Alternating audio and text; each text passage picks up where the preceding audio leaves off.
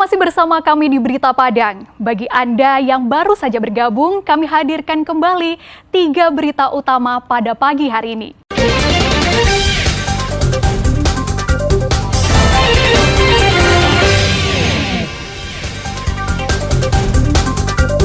Empat tahun jadi buronan kasus korupsi dana hibah.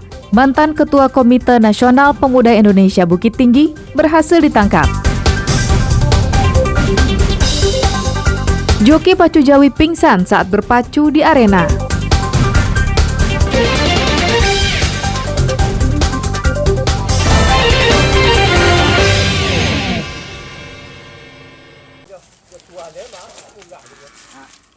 Karena kurangnya pemahaman serta minimnya sosialisasi, peternak di Pariaman enggan sapinya disuntik vaksin petugas. Alasannya saat sekarang sapi mereka berada dalam kondisi sehat. Jika disuntik vaksin, mereka khawatir kondisi sapinya akan memburuk dan jatuh sakit.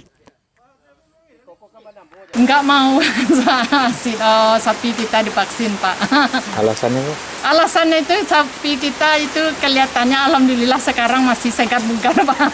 Jadi kalau divaksin mungkin badannya panas, mungkin ya karena sudah divaksin ada perubahan kontak makan. Jadi kita juga khawatir gitu, Pak. Sangat berharap.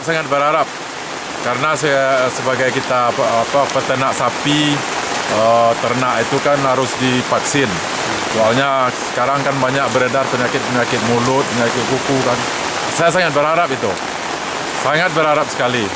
Padahal suntik vaksin bertujuan untuk menambah imunitas sapi sehingga kebal dengan virus PMK yang bisa menyerang kapan saja. Hingga kini lebih dari 1.000 ekor ternak yang terjangkit penyakit mulut dan kuku. Dari jumlah tersebut, 742 ekor dinyatakan sembuh. Pemerintah Kabupaten Padang Pariaman sendiri hanya memperoleh 200 dosis vaksin. Saat ini, vaksin yang diberikan pemerintah pusat tersebut telah disuntikan kepada sapi di daerah tersebut. Untuk Padang Pariaman hanya 200. Sudah hari ketiga hari ini, vaksin untuk hari ini hanya tinggal 36 ampul, tentu untuk 36 sapi saja atau ternak saja. Vaksinasi yang ditolak peternak ini merupakan PR terberat bagi dinas terkait di Padang Pariaman. Pasalnya, jika penolakan ini terus terjadi, maka penyebaran PMK di Padang Pariaman tak akan bisa dikendalikan. Eki Rafki melaporkan dari Padang Pariaman.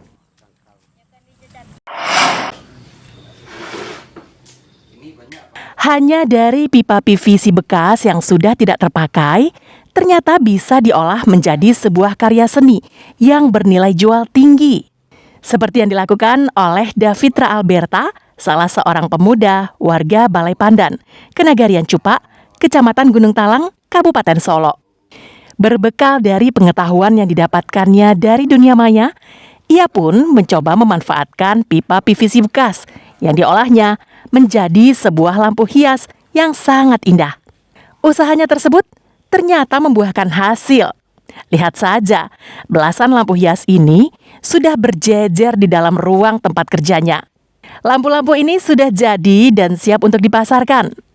Pengerjaan lampu hias ini hanya menggunakan alat-alat sederhana, seperti mesin bor mini, alat tulis, amplas, pisau, kabel, dan bola lampu, serta beberapa bahan lainnya untuk posisi lampu.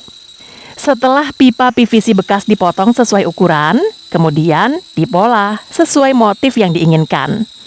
Setelah itu, dibor dan diamplas hingga halus dan rata. Untuk mengetahui hasil ukiran tersebut sudah tepat dan sesuai, maka dilakukan uji coba dengan menggunakan bola lampu. Usaha lampu hias ini berawal dari keinginan David untuk menciptakan sebuah ketahanan ekonomi bagi anggotanya di sasaran silat Minang Al-Huda Cupak yang dipimpinnya. Selain belajar bela diri, mereka juga diajarkan mandiri secara ekonomi. Selain mereka diahlikan dengan pencak silat, mereka juga ditempa dengan kerajinan yang mengangkat ekonominya mereka. Awalnya cuma iseng-iseng doang, menggunakan bahan-bahan bekas untuk bisa dijadikan sebuah kreasi Dan kebetulan di Balai Pandan ini banyak limbah paralon yang bisa kita manfaatkan. Peminat karya seni lampu hias ini pun berasal dari berbagai daerah di luar Kabupaten Solo. Untuk satu lampu hias, Davitra menjualnya dari Rp75.000 hingga Rp100.000, tergantung tingkat kerumitannya. Dari Solo, Garnadi melaporkan.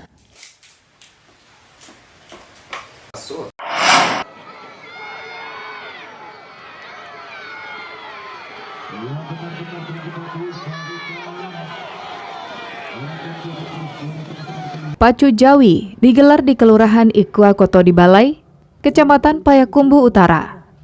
Lomba ini diikuti puluhan sapi pilihan dari sejumlah daerah di Kota Galambay ini.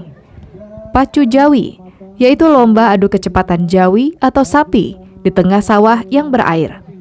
8-10 sapi bersama jokinya dilepas bersamaan, beradu cepat mencapai garis finish sejauh 60 meter. Uniknya, joki Pacu Jawi di Payakumbuh ini ikut berlari kencang bersamaan dengan sapinya. Joki yang tidak kuat atau larinya tidak seirama dengan sapi bisa jatuh bahkan cedera. Seorang joki bahkan pingsan dan mesti digotong keluar arena karena kelelahan dan keseleo saat memacu sapinya. Harusnya langkah Jawi itu dijangkawat sama seharusnya. Harus sama melangkah. Sama awak. Sama diayun langkah awak di Jawa. Kalau tatan seketik awak bisa jatuh. Oh, kepada jatuh. Konon, Pacu Jawi merupakan salah satu upaya petani untuk memudahkan saat membajak sawah. Usai gelaran Pacu Jawi, sawah-sawah yang menjadi arena langsung bisa ditanami. Ada filosofi yang terkandung di masyarakat Minangkabau bahwasannya dengan adanya Pacu Jawi ini adalah tujuannya adalah untuk membajak sawah. Jadi dengan adanya Pacu Jawi ini sawah-sawah yang dilaksanakan untuk pelaksanaan Pacu Jawi ini setelah itu bisa ditanami. Dan tujuan kita sebetulnya adalah untuk mengangkat kembali filosofi tersebut. Pemenang utama Pacu Jawi ini akan mendapat hadiah seekor kambing. Namun yang paling bergengsi, sapi sang juara harganya akan melambung tinggi. Arsad Kusnadi melaporkan dari Payakumbuh. Saudara, informasi tadi sekaligus menutup berita Padang pagi ini. Saya Frin Meriana dan tim redaksi yang bertugas mengucapkan terima kasih. Sampai jumpa.